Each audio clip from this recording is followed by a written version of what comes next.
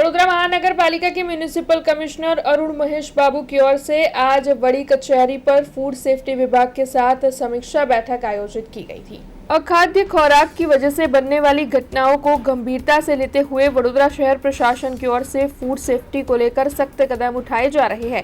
वडोदरा में इस तरीके की कोई भी अप्रिय घटना ना घटे, इसीलिए food safety department, food inspectors और सर्वेलेंस अफसर के साथ एक महत्वपूर्ण समीक्षा बैठक का आज आयोजन हुआ था, जिसके तहत सैंपलिंग में बड़ा इजाफा किया गया। पहले शहर भर में से आमतौर पर 80 से 85 जितने फूड सैंपल लिए जाते थे, लेकिन अब इसे बढ़ाकर 300 से 400 और 500 तक करने का फैसला लिया गया है।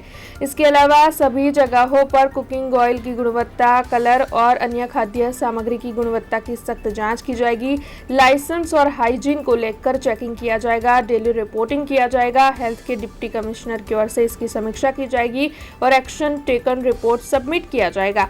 रिपोर्टिंग की प्रक्रिया को और ज्यादा तेज बनाया जाने वाला है और इसके साथ लेबोरेटरी के साथ बातचीत कर टेस्टिंग प्रक्रिया को फास्ट ट्रैक करने का आयोजन भी किया गया है। तब इस बारे में म्यूनिसिपल कमिश्नर अरुण महेश बाबू की ओर से बैठक के बाद ज्यादा जानकारी मुहैया करवाई गई है।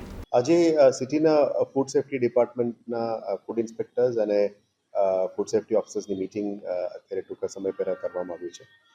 જે રીતનું બીજા કોઈ જગ્યામાંથી અનબનાવની મેસેજીસ આવતા અને ગંભીરતાથી લઈને વડોદરા શહેરમાં આવા કોઈ ઘટના ના બનવું જોઈએ એના માટે તકેદારીની ભાગરૂપે આજે આ મીટિંગ કરવામાં આવી છે। સૌથી પહેલાં ફૂડ ઇન્સ્પેક્ટર્સનું કામગીરીને પણ અમે રિવ્યૂ કરવામાં આવ્યું અને કેટલા સેમ્પલ્સ લઈ રહ્યા છે, કેટલા લીગલ સેમ્પલ્સ અને કેટલા સર્વેલન્સ સેમ્પલ્સ લઈ રહ્યા છે એના ઉપર પણ અમે માહિતી મેળવી અને આવનારા દિવસોમાં મેક્સિમમ ટુ મેક્સિમમ સેમ્પલ્સ આપણે લેવા માટે દરેક ઝોનમાંથી વોર્ડમાંથી લેવા માટે મેં સૂચના આપી છે। રેસ્ટોરન્ટ્સની અંદર અને હોટેલ ઇન્ડસ્ટ્રીની અંદર જે પણ ફૂડ સેફ્ટી પ્રિકોશન્સ લેવાનું છે, લાઇસન્સીસ જે લેવાનું છે બધાને ચેક કરવાનું પણ કીધું છે।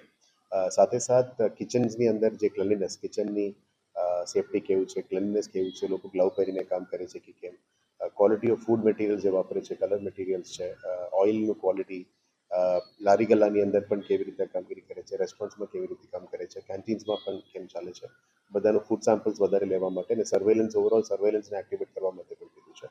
અત્યાર સુધી અપ્રોક્સિમેટલી 80 to 85 સેમ્પલ્સ લેતા હતા, હવે એકદમ વધારીને 500 સેમ્પલ્સ સુધી લઈ જવા માટે અમે પ્લાનિંગ કરી રહ્યા છે। પણ પ્રેક્ટિકલી વાત કરતા 300 to 400 સેમ્પલ સુધી લેવાની એ લોકોએ પણ સંમતિ આપી છે।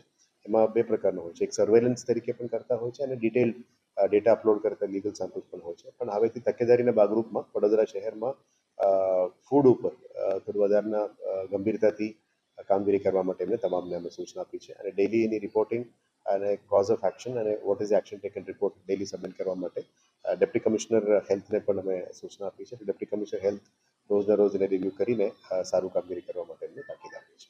हमसे जुड़े रहने के लिए हमारे YouTube चैनल को सब्सक्राइब करें और नई वीडियो की नोटिफिकेशन के लिए बेल आइकॉन को दबाएं।